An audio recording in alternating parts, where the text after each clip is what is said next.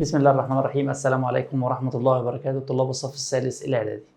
إن شاء الله النهارده ميعادنا مع النموذج الثالث في الهندسة للنماذج الاسترشادية للمحافظة الشرقية. أنا عارف إن إحنا اتأخرنا، إحنا خلصنا الجبر بس إحنا اتأخرنا شوية في الهندسة غصب عننا شوية. فإن شاء الله هنحاول الفترة الجاية ننزل كذا نموذج في نفس اليوم يعني إن شاء الله. خلينا نبدأ كده على طول. بسم الله. بيدينا أول مثال بيقول لي عدد محاور تماثل نصف الدائرة. لو أنا ناسي ممكن أرسمها. ارسم أي نص دايرة وادي المركز. خط التماثل عبارة عن خط مستقيم بيقسم الشكل إلى نصفين متماثلين. فالخط الوحيد اللي ممكن أرسمه هيمر بالمركز كده. تحاول ترسم أي خط مستقيم تاني يقسم الشكل إلى نصفين مش هتعرف، فمعنى كده كم خط تماثل هيكون واحد. طب افرض كان ربع دايرة. مثلا نعتبره سؤال تاني، ربع دايرة. تبقى برضه تقسم إيه؟ بخط واحد. فريح دماغك بقى. لما يسألك على عدد محاور تماثل أجزاء الدائرة، يعني إيه؟ ربع، خمس، سدس. عدد محاور تماثل ربع الدائرة، خمس الدائرة، سدس الدائرة، نصف الدائرة، دايما بيكون كام؟ واحد. وطبعا عدد تماثل الدائرة كلها لو عدد محور تماثل الدائرة كلها بيكون عدد لا نهائي. طب ده سؤال تراكمي قديم. بس تعال نفكرك بيه كله كده عشان يبقى ايه راجعنا على الحتة دي. بيقول لي المثلث أ ب ج إذا كان الألف ج تربيع بيساوي الألف باء تربيع زائد الباء ج تربيع ناقص 5 فإن زاوية باء تكون. طيب شيل ناقص 5 دي اعتبرها مش موجودة دلوقتي. لو اعتبرت دي مش موجودة، الثلاث حالات دول اللي ممكن يتكرروا معاك. لو معاك الألف ج تربيع بيساوي مجموع الضلعين التانيين تربيع، فمعنى كده إن الضلع الأكبر تربيعه بيساوي مجموع الضلعين الصغيرين تربيع، فمعنى كده ان بيكون المثلث قائم. طب قائم في زاويه مين؟ ده كده بيكون الوتر، بيكون اكبر ضلع. فالالف باء المثلث اسمه الف ب ج 3 حروف، فدايما الزاويه اللي بتقابل اكبر ضلع هي اكبر زاويه. فانت عندك الالف ج مين اللي بيقابلها؟ زاويه الباء، فدي الزاويه القائمه بتاعتي. طب افرض الالف ج تربيع كان اكبر من مجموع الضلعين تربيع، فمعنى كده ان المثلث منفرج وبيكون برضه منفرج في مين؟ في الباء. طب افرض بقى ان الالف باء زائد الباء ج الضلعين دول هم الاكبر من الالف ج، فمعنى كده المثلث حد الزوايا. طيب انت لو جيت بصيت على الشكل اللي فوق مش متطابق قوي مع اللي تحت، اقرب حاجه ليا ده. بس في حاجه، السالب 5 دي ممكن تاثر معايا في المساله، هديها لك بارقام وانت هتفهمها. لو انا قلت لك دي مثلا ب 100، يعني خدت الالف ج مربعته طلع ب 100، انا بقول لك ايه بقى؟ ان الطرف اليمين ده بيساوي، عملت لك معادله بين اليمين والشمال، بيساوي الطرف الشمال ده بس لو نقصت منه 5. يعني الحتتين دول لو مثلا هم ب 105، مش انت ال 105 محتاج تنقص منهم 5 عشان يبقوا ب 100، عشان في الاخر الحته دي تبقى ب 100، فال 100 بتساوي ال 100. طيب في الاصل بقى من غير السالب 5، هل الالف باء تربيع زائد الب ج تربيع كان بيساوي الالف ج؟ لا، دول كانوا اكبر، كانوا ب 105.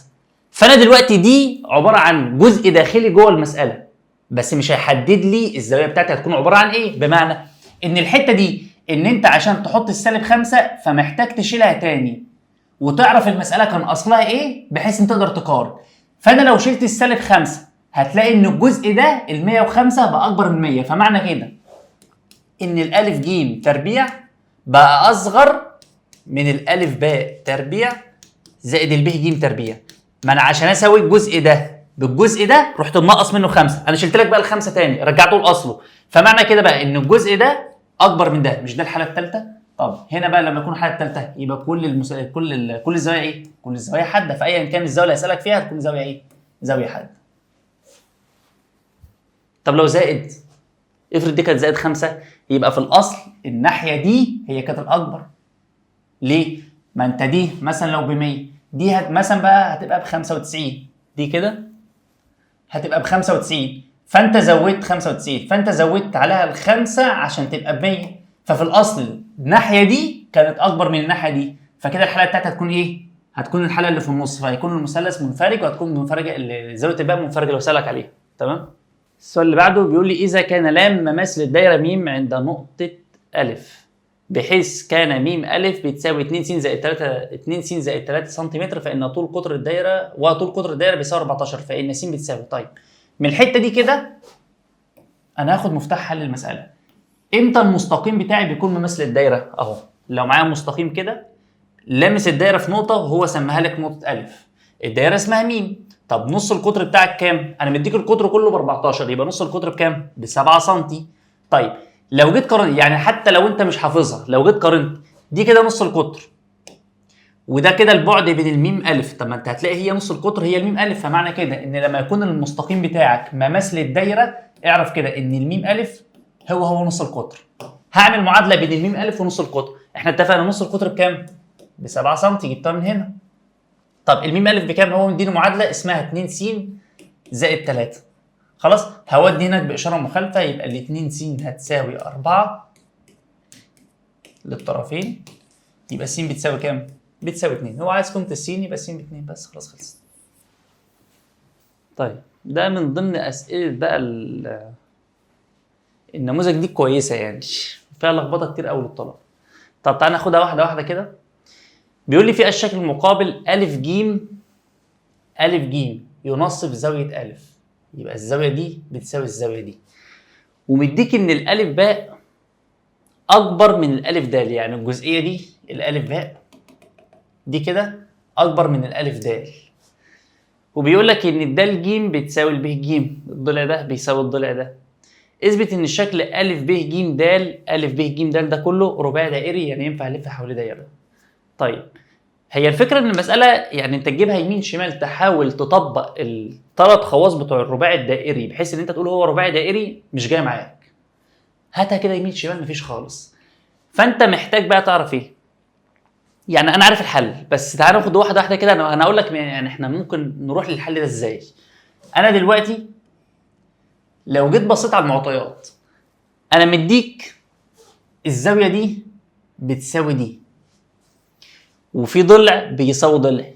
لو بصيت على المثلثين، لو بصيت كشكل كجزئين، جزء فوق وجزء تحت، مثلث فوق ومثلث تحت، هتلاقي ان في زاويه بتساوي زاويه وضلع بيساوي ضلع، وممكن نقول ان الالف ج ضلع مشترك، يبقى انت معاك ضلعين وزاويه. هو انا كده مش رايح للتطابق؟ هم اللي موجودين دول بالظبط مش هيطابقوا لي المثلثين، بس انا في الغالب رايح للتطابق. ضلعين وزاويه، زاويتين وضلع، الكلام ده انا كده رايح لمين؟ رايح للتطابق. فانا هحاول على قد ما اقدر ان انا اطابق المثلثين، بس انهي مثلثين؟ ده انا مديك ان في ضلع اكبر، انا قايل لك ان في ضلع الالف باء اكبر من الالف دال، ففكره ان انت تشتغل وان الالف باء اكبر من الالف دال مش ظابطه معاك. يعني انا مديك تباين في المثلث ان الجزء ده اكبر من الجزء ده، فانت محتاج ايه؟ محتاج تخلي في جزء هنا زي الجزء اللي فوق. فالعمل الوحيد اللي انت هتعمله هنا ان انت هتحط لي هنا نقطه، وليكن مثلا اسمها س، اسمها هاء، ايا كان، وتوصل الجيم هاء. خلاص. وتعالى بقى نشوف نطابق المثلثين دول ازاي. المثلث ده مع المثلث ده، تعالى كده نطلع المعطيات بتاعتي. هنطبق المثلثين أ د ج والالف هاء ج، بس اول حاجه لازم اقول له ان الهاء دي لما وضعتها على الضلع ا باء لازم الجزئيه دي تكون قد الجزئيه دي، عشان يكون معايا ضلع وضلع وضلع مشترك وزاويه محصوره بينهم، فكده المثلثين متطابقان. فانت تقول له ايه بقى؟ العمل دي اهم حته عندي. العمل نضع هاء على الضلع أ باء، تمام، بحيث ان عندك الالف د هتساوي الالف هاء. وابدا اشتغل بقى اطابق المثلثين، المثلث ده بالمثلث ده. اول حاجه هتقول له كده في المثلث أ هاء ج أ هاء ج، والمثلث أ د ج أ د ج فيهما الثلاث حاجات بتوع تطابق. اول حاجه الالف د بيساوي الالف هاء، لسه قايلين الالف د بتساوي الالف هاء، وعندك الالف ج ضلع مشترك، والالف ج ضلع مشترك. فانت عندك ضلع بيساوي ضلع وضلع مشترك، فاكنهم ضلعين بيساوي بعض وفي زاويه محصوره بينهم. فانت عندك الضلع ده بيساوي الضلع ده وضلع مشترك، والزاويه دي بتساوي الزاويه دي. بتقول له كده و قياس زاويه الدال أ ج، دال أ ج هتساوي قياس زاويه الهاء أ ج. خلاص. من الثلاثه دول اذا المثلثان متطابقان، اذا المثلث أ هاء ج يطابق المثلث أ د ج. ممكن اطلع معطيات بالنسبه لي هنا ايه؟ طيب انت لو جيت بصيت هتلاقي ان انا ممكن اثبت ان الزاويه دي بتساوي الزاويه دي. ازاي؟ امشي على الثلاث حروف كده. انا عايز اقول الالف هاء ج، الف هاء ج، يبقى هنا الالف د ج، يبقى الالف هاء ج بتساوي الالف د ج. هتقول له كده من التطابق ينتج ان اول حاجه قياس زاويه الالف هاء ج هتساوي قياس زاويه الالف د ج. دي اول حاجه، ثبتت ان الزاويه دي بتساوي الزاويه دي. تمام. تاني حاجه هتلاقي برضو ان الدال ج، الضلع دال ج بيساوي الضلع ج هاء. فين؟ ادي الدال ج، الضلع ده بيساوي الهاء ج. خلاص، خدت اخر حرفين مع اخر حرفين. هتقول له كده و الدال ج هتساوي الجيم هاء. ولو جيت بصيت انا في المعطيات مديك ان الدال ج بتساوي الجيم باء، طالما ده بيساوي ده وده بيساوي ده يبقى الاثنين دول برضو مالهم متساويان. هتقول له كده وبما ان الدال ج من المعطيات بتساوي الب ج اهي، خلاص، يبقى اذا الدال ج بتساوي ج هاء والدال ج بتساوي الب ج، يبقى ج هاء والب ج متساويان، يبقى الضلع ده بيساوي الضلع ده. اذا الجيم هاء هتساوي الجيم باء. طب بص لي كده على المثلث الصغير ده، طالما انت قلت لي ان الضلع ده بيساوي الضلع ده يبقى الزاويه دي هتساوي الزاويه دي، صح؟ هتقول له كده اذا قياس زاويه الجيم هاء باء بيساوي قياس زاويه الجيم ب هاء. لحد هنا في مشكله؟ انا ماشي مع معطياتي هي واخداني لحد ما وصلت الحته دي. تمام. طيب تيجي بقى بعد كده، تعال بس امسح لك الدنيا دي كده عشان تعرف تبص على المساله. انا ارجع بس الضلع ده تاني لان احنا ده اهم حاجه في المساله اصلا، الضلع ده. خلاص، انا كده عملت لك ايه؟ ثبت لك ان الزاويه دي بتساوي الزاويه دي، وثبت لك ان الزاويه دي بتساوي الزاويه دي. تعرف تعمل لي علاقه ربط بين الزاويتين دول؟ طالما الهاء على نفس الخط المستقيم بتاع الالف باء يبقى الزاويه دي زاويه مستقيمه. طب يعني مستقيمه يعني مجموعها مجموع الزاويتين 180 درجه. طيب هي مش دي ودي مجموع 180؟ طب ما هي دي هي دي ودي هي دي، فمعنى كده ان طالما الاثنين دول بيساوي 180 يبقى الاثنين دول هم كمان بكام برضه؟ ما هي نفس النقطه نفس النقطه نفس الاكس نفس الاكس، يبقى دي ودي 180. طب مش الاثنين دول زاويتان متقابلتان متكاملتان؟ طب ما هي دي من خواص الرباعي الدائري. فانا لو قلت له ان دي الاثنين دول مجموع 180 والاثنين دول برضه هيبقى مجموع 180 يبقى كده الشكل بتاعي رباعي دائري. فانت تقول له ايه؟ هنكملها ازاي؟ هتقول له كده بما ان الهاء تنتمي للمستقيم ألف باء، هتقول له كده إذا قياس الألف هاء ج، الزاوية دي ألف هاء ج زائد قياس الزاوية ب هاء ج، ب هاء ج، قياس الزاويتين دول مجموعهم ب 180 درجة لان هما يعتبر على نفس الخط المستقيم، فمعنى كده ان دي كلها تعتبر زاويه مستقيم. طب انا قلت لك من شويه ان دي بتساوي دي ودي بتساوي دي، يبقى انا دلوقتي ممكن احط هنا كده 1 واحط هنا كده مثلا 2 واقول كده من 1 و2 ينتج ان قياس الزاويه دي اللي هي مين؟ زاويه باء، قياس زاويه باء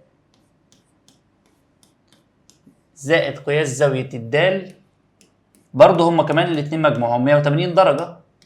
خلاص، هتقول له كده هما زاويتان ممكن تقول له هما زاويتان متقابلتان ايا كان. إذا على طول بقى، إذا الشكل أ ب ج د رباعي دائري. طبعا صعوبة المسألة كلها في العمل، يعني أنت لو لقطت العمل فأنت الدنيا كلها هتتحل. بس قلت لك احنا حاولنا على قد ما نقدر ان انا اوصل لك انا وصلت للعمل ازاي عن طريق التطابق يعني. تمام؟ مش سهل قوي صح؟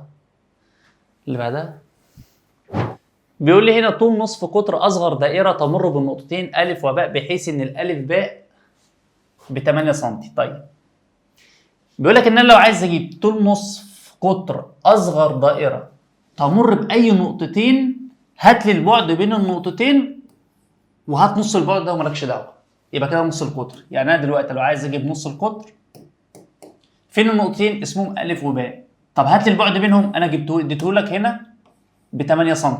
فانت لو عايز تجيب نص قطر اصغر دايره بتمر بالنقطتين الف وباء، النقطتين دول، هات لي نص الايه؟ نص المسافه بينهم. فانت تقول نص الالف باء، يبقى نص ايه؟ في 8 يديني بكام؟ ب 4 سم. خلاص؟ بيقول لي هنا في الشكل المقابل مديني ان الميم جيم بتوازي الالف باء، وقياس الميم ب 60 درجه، الزاويه دي ب 60. وبيقول لي انا عايز قياس الالف هاء باء، ادي الالف هاء باء الزاويه دي، عايز اجيب الزاويه دي. طيب تعالى كده نستفاد بالتوازي ونشوف ممكن اكمل المساله ازاي. مديني ان ده بيوازي ده، وده قاطع بينهما، حرف ايه ده؟ حرف الزد، يبقى الزاويه دي ب 60، يبقى دي هي كمان ب 60. خلاص؟ يبقى كده زاويه الف بكام؟ ب 60. دي اول حاجه جبتها. تاني حاجه، لو انا دخلت جوه المثلث ده عشان تجيب زاويه الهاء، فانت محتاج الزاويه دي مش معايا. ممكن اجيب ازاي؟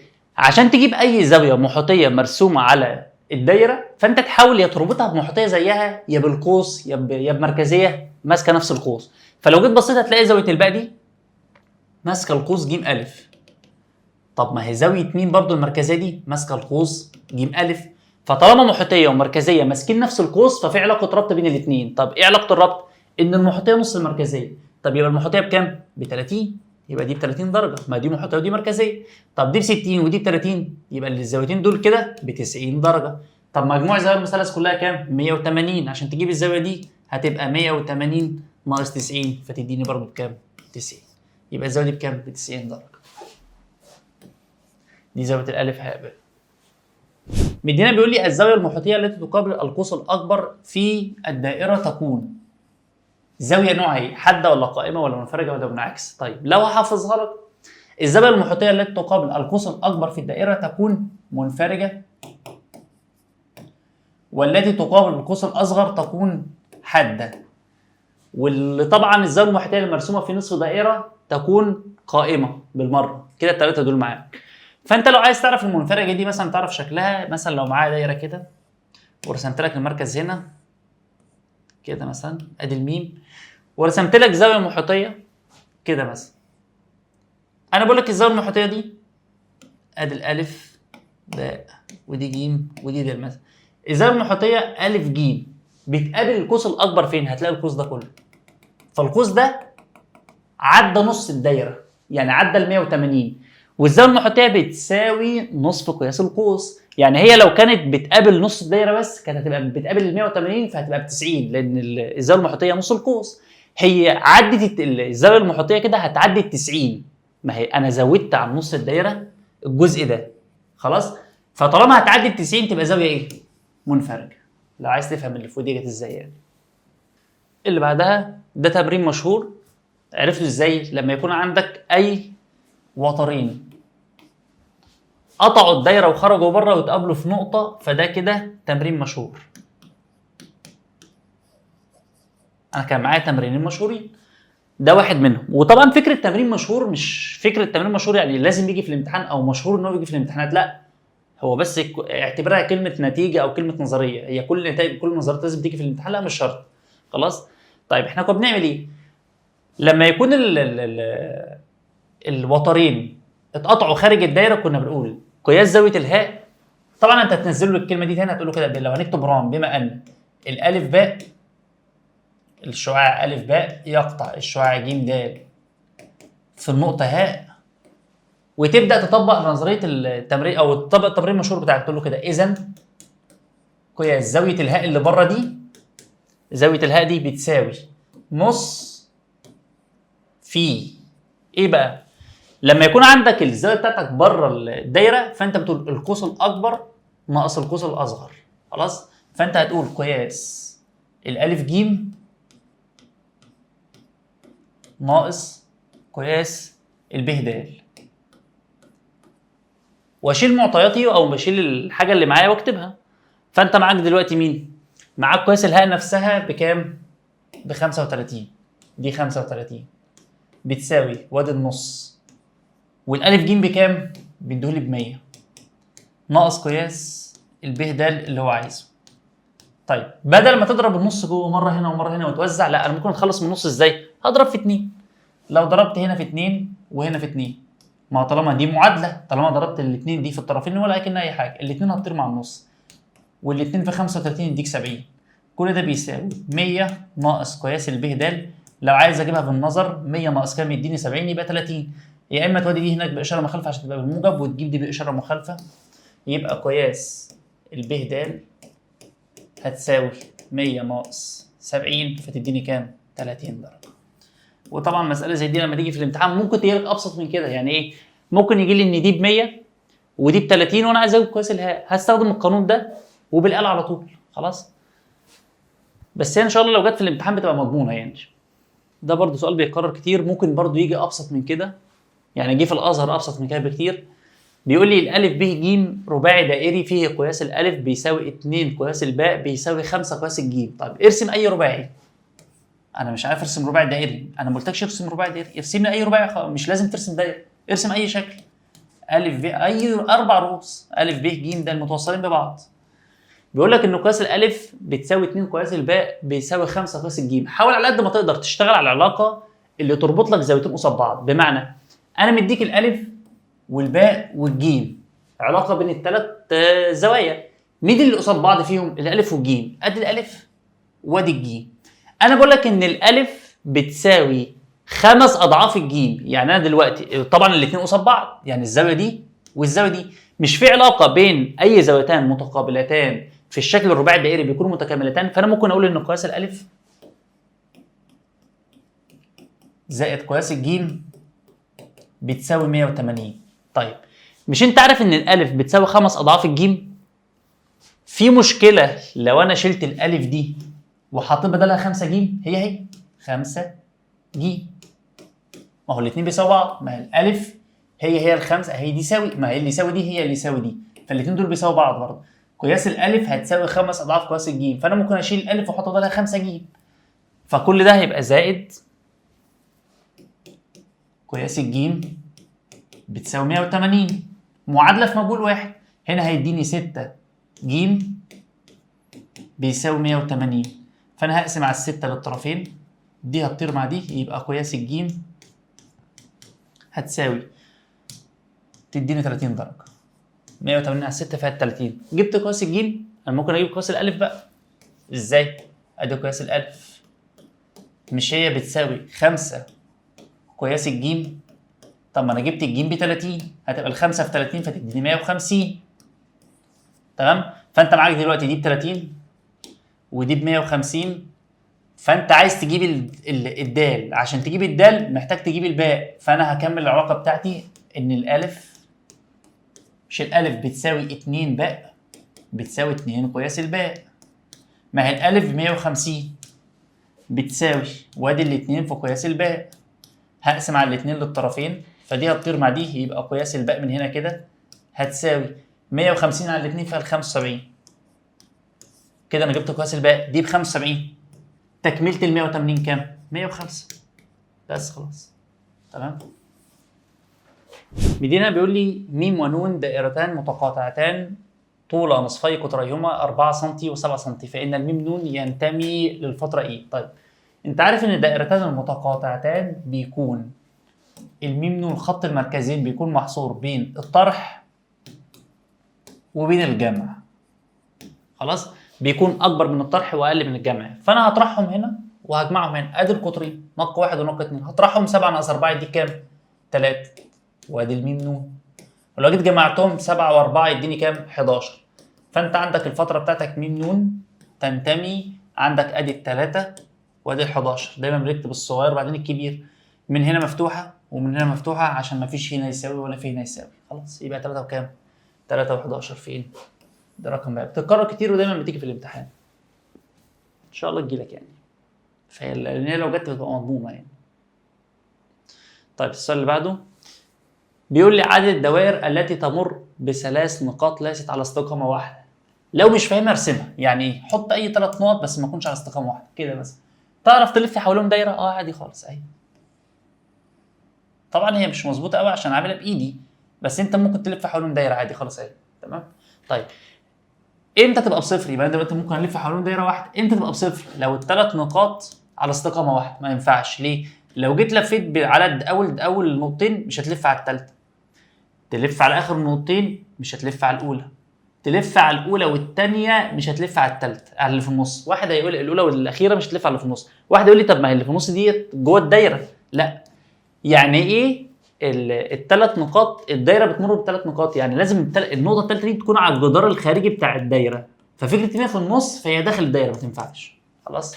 فانت عندك عدد الدوائر التي تمر بثلاث نقاط ليست على استقامه واحده بتكون واحد، ولو على استقامه واحده بتكون صفر. السؤال اللي بعده بيقول لي في الشكل المقابل مديني الجيم د قطر. الجيم د ده قطر. معلش كان في غلطه بس في او مش غلطه، يعني النموذج ممسوح شويه يعني. الجيم د قطر والنون منتصف الالف باء، وبقول لك النون هنا منتصف الالف باء، يعني الجزء ده قد الجزء ده. خلاص. بيقول لي اثبت ان الهاء واو نون جيم رباعي دائري. انا عايز الهاء واو نون جيم الشكل ده كده. ده كده رباعي دائري. فانا احاول اشوف خواص الرباعي الدائري، اطبق اي حاجه او اثبت اي حاجه جوه الشكل الرباعي ده بحيث ان هو يبقى رباعي دائري.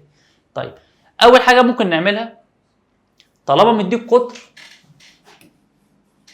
في الغالب من اكتر النتائج اللي بتظهر معايا طالما مديك قطر، اروح ادور على اي زاويه محيطيه مرسومه في الدايره واقول ان هي بتساوي 90 درجه. فانت لو جيت بصيت هتلاقي ان زاويه الهاء دي زاويه محيطيه. ما هو ده كده يعتبر كده الايه؟ القطر بتاعي. والزاويه المحيطيه دي ماسكه نص القطر، ماسكه القوس ده كله. خلاص، اللي هو نص الدايره. فانت عندك الزاويه المحيطيه دي ب 90 درجه. ولو جيت بصيت هتلاقي ان النون هو مديها لك ان هي منتصف الالف ده. انا بمسك كل معطى احاول اطلع اللي ممكن استنتجه من الحاجه دي بحيث ان انا ممكن اوصل للمطلوب بتاعي وانا شغال كده. بيقول لك ان النون منتصف الالف باء. طب انا معايا قاعده قبل كده بتقول لي طالما الميم نون ده مر بالمركز، يعني معايا مر بالمركز، والنون دي تنصف الالف باء، يبقى تنصف مر بالمركز ينصف. اذا ايه؟ اذا في عمودي. فهتلاقي ان الميم نون عمودي على الالف باء، فالزاويه دي ب 90. طب بص كده في الشكل الرباعي، مش دول زاويتان متقابلتان؟ طب ما هو مجموعهم 180 يبقى متكاملتان. ما انت لو معاك زاويتان متكاملتان اذا الشكل الرباعي دائري، يعني ينفع الف حواليه ايه؟ دايره. فانا ما فيش غير الاثنين دول هكتبهم. اول حاجه هبدا بالقطر، هتقول له كده بما ان الجيم د قطر، تقول له كده بقى اذا قياس الهاء بتساوي 90 درجه. دي اول حاجه. تاني حاجه هتقول له كده بما ان الميم نون مر بالمركز، وقلنا قبل كده كلمه ميم نون مر بالمركز في ناس ما بتكتبهاش، انا يعني بفضل اكتبها. بما ان الميم نون مر بالمركز، يعني بيكتفوا بان هم يقولوا بس ان النون منتصف الالف باء، وصح برضه، والنون منتصف الالف باء. اذا الميم نون عمودي على الالف باء. الميم نون عمودي على الالف باء، فالزاويه دي ب 90. تقول له كده اذا قياس الالف نون ميم او الف نون جيم، ادام على نفس الخط المستقيم، اذا قياس الالف نون ميم بتساوي 90 درجه. خلاص. فالزاويه دي ب 90 والزاويه دي ب 90 ومتقابلتان. هتقول له كده بما ان قياس هنكتبهم من هنا زي ما الحروف زي ما قايلينهم، قياس الهاء زائد قياس الالف نون ميم مجموعهم ب 180، وهما زاويتان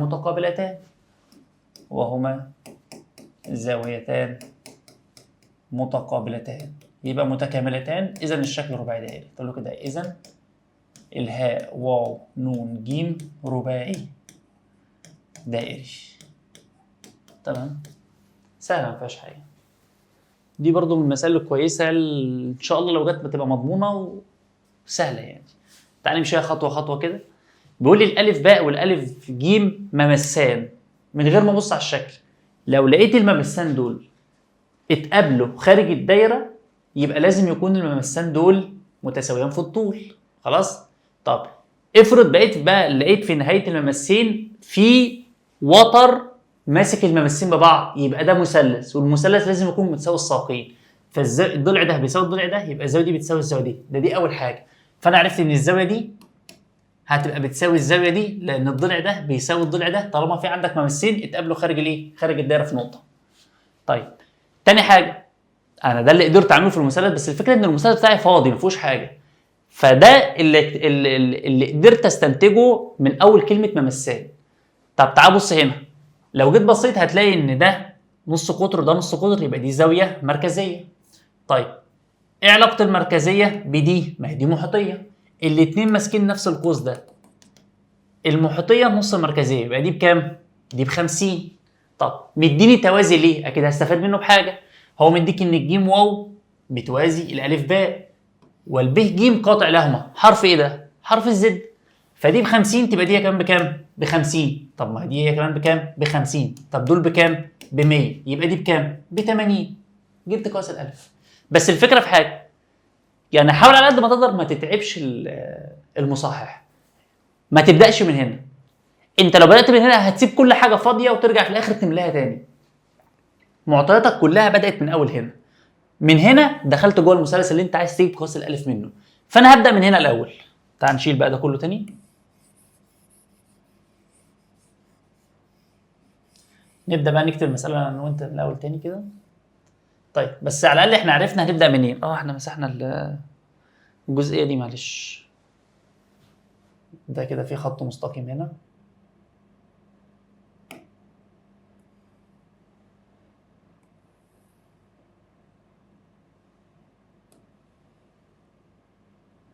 كونها بس تاني معلش.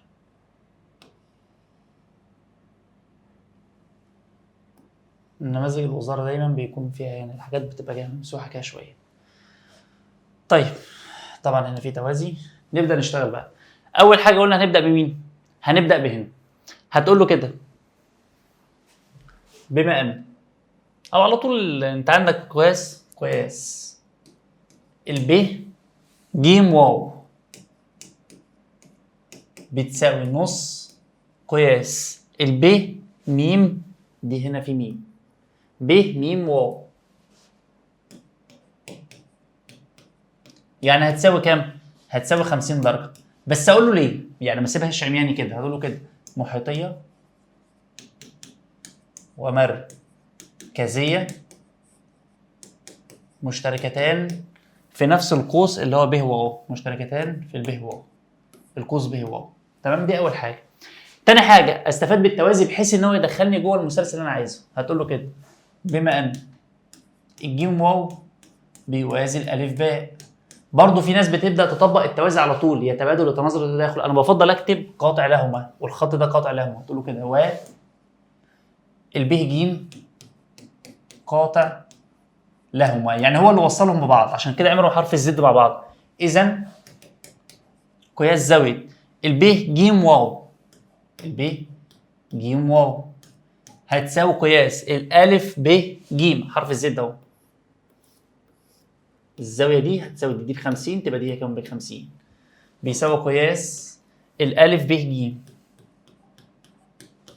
هتساوي 50 درجه. ليه؟ بالتبادل حرف الزد. تمام؟ هتقول له كده بقى ابدا اشتغل على الممسان. هتقول له كده بما ان الالف باء والالف ج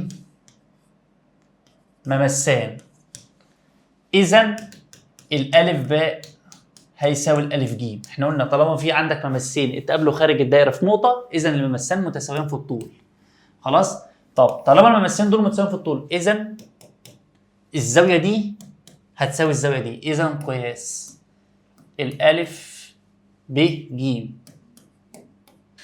هتساوي قياس الالف ج باء. تمام؟ طب ما انا جبت دي ب50 تبقى دي كام بكام؟ ب50. اكمل يساوي هنا واكتب 50 درجه. تمام؟ فانا عايز قياس الالف بقى. خلاص؟ بما ان مجموع الزوايا الزوايا الداخلة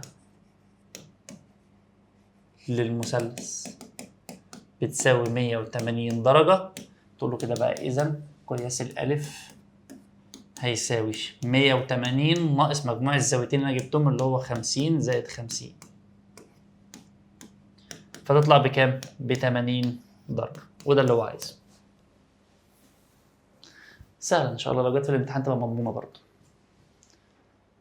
السؤال اللي بعده دي برضه مسألة كويسة. بيقول لي في الشكل المقابل دائرتان متقاطعتان في د وهاء. ادي الدال وده الهاء، ادي النقطة، ادي الدايرة مثلا، وليكن مثلا دي دايرة م وادي دايرة ن. طبعا في الامتحان احنا قلنا نماذج الوزارة بتبقى يعني في حاجات بسيطة ناقصة كده، بس في الامتحان هتلاقي لازم يقول لك دايرة م ودايرة ن يعني، عشان لو احتجت توصل خط المركزين. ما هو ساعات احيانا في عمل برضه بيفيدني. فبيقول لك بقى ان بيقول لك ان الداله على نفس الاستقامه بتاعت الخط المستقيم ب ج. بيقول لي اثبت ان الشكل ا س ه ص رباعي دائري. فين الالف س ه ص؟ ا س ه ص، الشكل ده كده يبقى رباعي دائري، يعني ينفع الف حواليه دايره.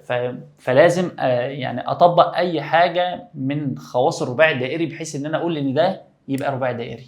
فانا ممكن اعمل ايه؟ لو جيت بصيت على المساله يمين شمال على الوضع اللي هي فيه ده، مش هتظبط معاك ولا هتيجي معاك، ومش هتقدر تطلع اي معطيات بحيث انها توصلك للمطلوب اللي انت عايزه. فانا ممكن اعمل ايه؟ دائرتان ايه؟ متقاطعتان، يعني ما تعديهاش قوي. انت عارف ان دائرتان متقاطعتان كانت من اهم الخواص بتاعت الدائرتان المتقاطعتان، كان خط المركزين، والاهم كان الوتر الايه؟ الوتر المشترك. طب لو رسمت خط المركزين مش هيظبط معاك او مش هيفيدك. طب الوتر المشترك، لو جيت كده عملت خط من هنا كده، بص كده ايه اللي هيتكون معايا. هتلاقي ان ده كده الاربع رؤوس لامسين الدايره الصغيره دي، فده رباعي دائري. والدال جيم صاد هاء، الاربع رؤوس دول لامسين الجدار الخارجي بتاع الدايره نون، فبرضه رباعي دائري. فانا ممكن استخدم خواص الرباعي الدائري هنا، واستخدم خواص الرباعي الدائري هنا، واعمل علاقه ربط بينهم وبين حاجه هنا بحيث ان اقول ان الشكل ده رباعي دائري. طيب لو جيت بصيت هتلاقي الشكل الرباعي الدائري اللي انت عايز تثبته ده بره. فحاول على قد ما تقدر تجيب زاويه جوه هنا مع زاويه بره هنا. فهتلاقي ايه؟ مش انت واخد خاصيه بتقول ان لو معايا زاويه خارجه بتساوي المقابله للمجاوره في الشكل الرباعي الدائري؟ طب ما هو ده رباعي دائري، فممكن استخدم خواصه. فانت عندك هنا الزاويه دي زاويه خارجه اللي هي الالف س ه، زاويه خارجه عن الشكل الرباعي ده. فانت ما تقول ممكن تقول ان الزاويه ادي المقابله للمجاوره، الزاويه دي هتساوي الزاويه دي، فدي اول حاجه، دي كده هتساوي دي. طب ما هو نفس الكلام هنا برضو، هتلاقي الزاويه الصاد اللي هي اللي بره دي اللي هي الالف صاد ها، الزاويه دي بتساوي الزاويه دي. ازاي؟ اهي ادي الزاويه الخارجه، وادي المجاوره، وادي المقابله للمجاوره. فالزاويه الخارجه بتساوي المقابله للمجاوره، فالزاويه دي هي كمان بتساوي الزاويه دي. طب تعالى بص بقى على الزاويتين دول فوق تاني. هو بيقول لك ان الدال على نفس الاستقامه الب ج، يعني الدال تنتمي للمستقيم ب ج، اكيد مش لله، مش لك كده. ادام دي على نفس الاستقامه يبقى دي كده تعتبر خط مستقيم، يبقى دي كده زاويه مستقيمه. طب ما هي الزاويه المستقيمه مجموع الزاويتين دول هي اتقسمت نصين 180 درجه. طالما دي بتساوي دي ودي بتساوي دي ودول مجموعهم 180، تبقى دول برضو مجموعهم 100 وكام؟ 180. طب مش الزاويتين دول زاويتان متقابلتان؟ وانا ثبت ان هما متكاملتان، يبقى الشكل ده ايه؟ رباعي دائري. طيب تعال نرسم كده بالراحه، وتعال نكتب من الاول تاني. شوف بقى الكلام ده حاجه كده. اول حاجه اقول ان الزاويه دي طبعا العمل اللي حلل الدنيا دي كلها. اول حاجه تقول له كده العمل نرسم ده الهاء، قطعه مستقيمه اسمها ده الهاء تحل لي الدنيا دي كلها. هتقول له بقى الشكل الرباعي الدائري ده تعال نشتغل على الزاويه اللي بره، بس لازم تحدده ان بس ان دي زاويه خارجه. هتقول له كده الالف س ه، زاويه الالف س ه مالها؟ خارجه عن الشكل الرباعي الدائري مين؟ اللي هو ب س ه د. ب س ه د. هتقول له كده اذا بقى قياس زاويه الالف س ه اللي هي الخارجه دي بتساوي قياس مين؟ الب د ه. قياس الب د ه. تمام؟ دي اول حاجه ممكن اكتب عليها واحد دلوقتي. عندك تاني حاجه الزاويه دي اللي هي الالف صاد ه. زاويه الالف صاد ه مالها؟ خارجه برضو عن الشكل الرباعي الدائري اللي هو التاني. الشكل الرباعي الدائري اللي هو ده، اللي هو مثلا ايه؟ د ه صاد ج. د ه صاد ج. اقرا بالتلات تريحك يعني.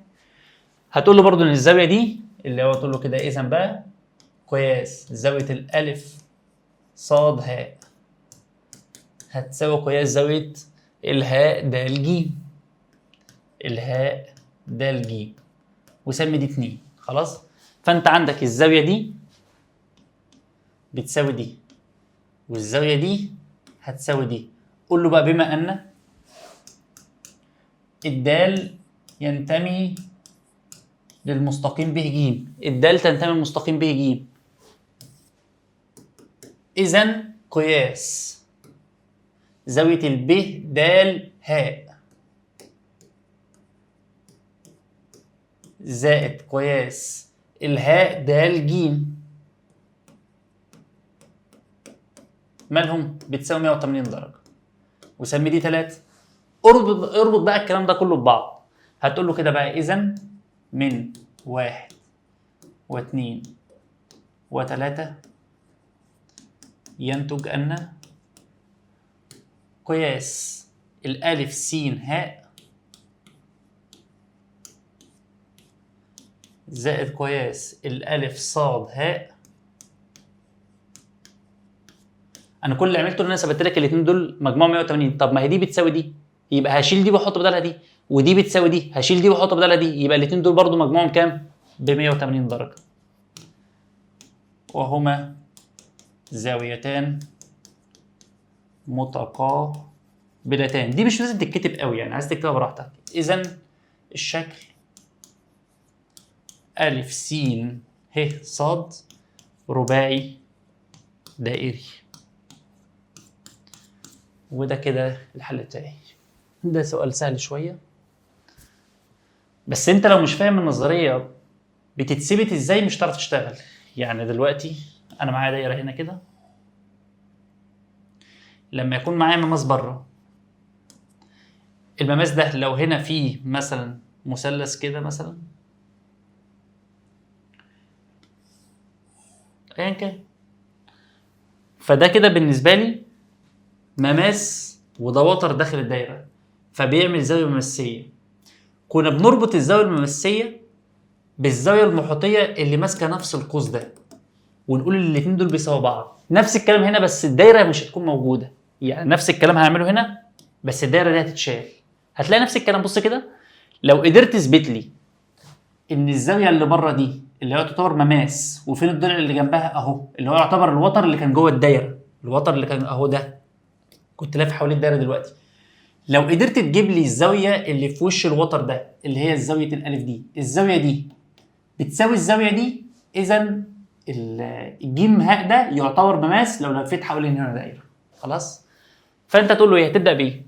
هتقول له كده في المثلث اللي فوق ا ب ج، بما ان مجموع الزوايا الداخله للمثلث بتساوي 180 درجه، اذا قياس الالف بكام؟ هتساوي 180 ناقص مجموع الزاويتين اللي معايا اللي هو 70 و50. 70 زائد 50 يديني 120. 180 ناقص 120 يديك كام؟ 60 درجه. بس انت كل اللي بتعمله هتقول له بقى بما ان قياس الالف بيساوي قياس الب ج ه، قياس الب ج ه بتساوي 60 درجه، الاثنين بيساووا بعض، اذا تكتب بقى الجمله دي، اذا الجيم ه يعتبر مماس للدائرة المارة برؤوس المثلث أ ب ج. مفيهاش حاجة. بس كده. مديني هنا بقول لي فيها الشكل المقابل الب ج قطر، ومديك الألف باء بتساوي الألف ج، ومديني إن ده عمودي وده عمودي. اثبت إن الب س بتساوي الج ص. طيب دول يعتبروا جوه الدايرة أوتار، وعشان تثبت إن الأوتار متساوية لازم يكون في أبعاد متساوية وتكون عمودية. طب العمودي موجود كتر خيره، فاضل لي بس نثبت إن البعد ده بيساوي البعد ده. طيب احاول بقى على قد ما اقدر ان انا احاول اقول ان الميم س الميم د بتساوي الميم ه. طيب ممكن نبداها ازاي؟ لو جيت بصيت على تبص، طبعا انا عارف السؤال وعارف حله وعارف هنعمل ايه، بس لو جيت افكر معاك كطالب، فكره ان هو يديك الب ج قطر، اول حاجه بتيجي في دماغك اروح ادور على الزاويه المحيطيه اللي هي بتساوي ايه؟ 90 درجه. مش هتلاقي، مفيش محيطيه في المساله، او المحيطيه بتاعتك مش هتفيدك في حاجه. المحيطيه دي والمحيطيه دي مالهاش علاقه بالقطر. خلاص. طيب يعني طب ممكن اخد ايه من القطر؟ ممكن اخد ان ده بيساوي ده. ده ابسط حاجه يعني. انصاف الاقطار متساويه. طيب تيجي تبص بعد كده، ادي الالف باء وادي الالف ج، الاثنين بيساوي بعض، يبقى الزاويه دي هتساوي الزاويه دي. لو جيت دخلت جوه المثلث ده هتلاقي ان الزاويه دي بتساوي الزاويه دي، والضلع ده بيساوي الضلع ده، وده عمودي. في ناس برضو مش عارفه ان العمودي بيكون من ناحيتين، يبقى دي ب90 هي كمان ودي ب90. فلو جيت بصيت كده هتلاقي زاويه بتساوي زاويه، وزاويه بتساوي زاويه، وضلع بيساوي ضلع. انا تقريبا كده رايح للتطابق. بس هل بقى اللي معايا ده يحقق لي التطابق؟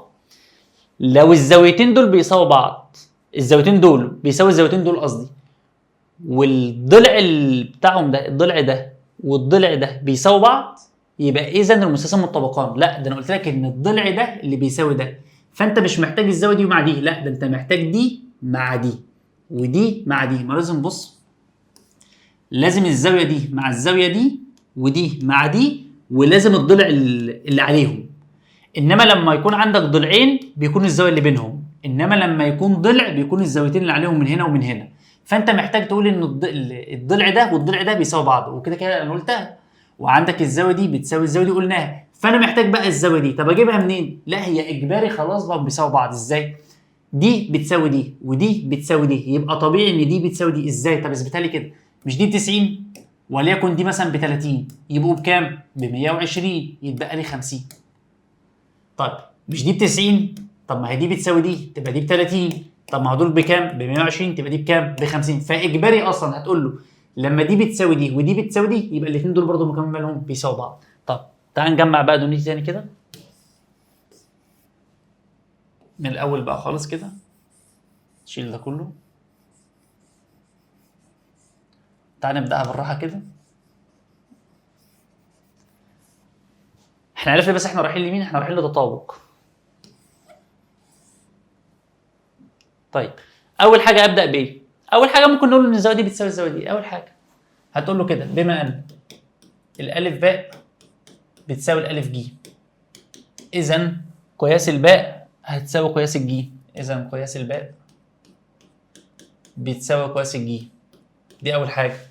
طيب تاني حاجه، مش ده قطر؟ يبقى الضلع ده بيساوي الضلع ده. هتقول له كده. او ممكن نجمع الكلام ده في التطابق. تعال نجمعه في التطابق.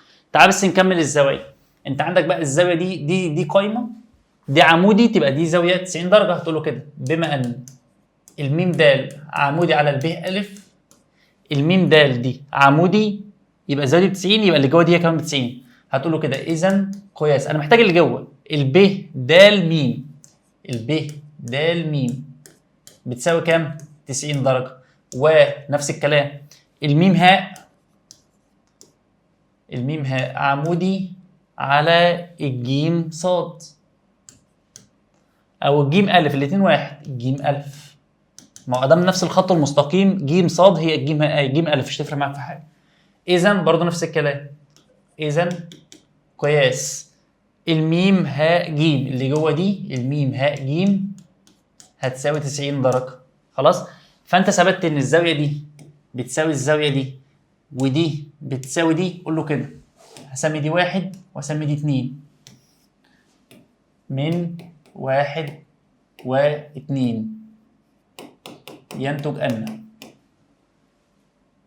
قياس زاوية الب م د الب م د هتساوي قياس زاوية الجيم م ه الجيم م ه.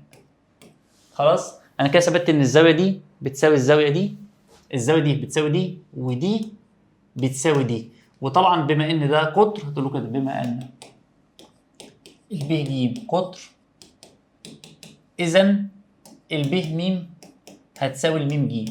تعال نجمع بقى، تقول له كده في المثلث ده والمثلث ده ب م د ب م د والمثلث ج م ه ج م ه، تقول له كده فيهما. تعال نجيب الثلاث حاجات بتوعي. اول حاجه ممكن نكتب الضلع ده الب م هتساوي الميم ج، ده ضلع بيساوي ضلع، والزاويه دي بتساوي الزاويه دي، وقياس الباء بيساوي قياس الجيم.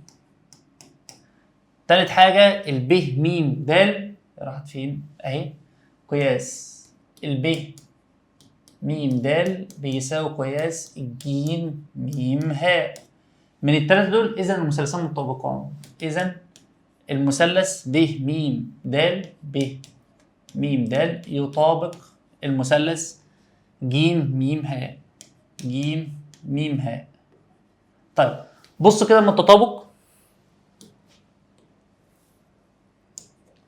هتلاقي انا ممكن اطلع بقى، انا عايز اقول ان الميم د والميم ه، بص كده الميم د اخر حرفين وبص الميم ه اخر حرفين، فانت تقول له كده من التطابق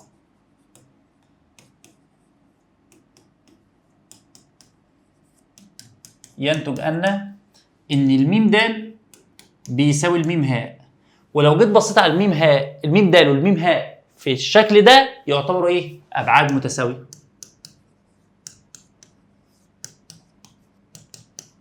اذا الاوتار دي متساويه، بس لازم تقول ان في اعمده. بما ان عندك الميم س او الميم د قصدي، الميم د عمودي على الب ا والميم ه عمودي على الجيم ا، عندك ابعاد متساويه واعمده، اذا الاوتار متساويه. اذا الب س بتساوي ج ص، وده المطلوب معايا. ودي كده يعتبر اخر مساله في النموذج الثالث. في كذا فكره كانت يعني مش احسن حاجه، بس يعني ان شاء الله نكون شرحناها بطريقه مناسبه تفهمها، وان شاء الله نشوفك في النموذج الرابع. السلام عليكم.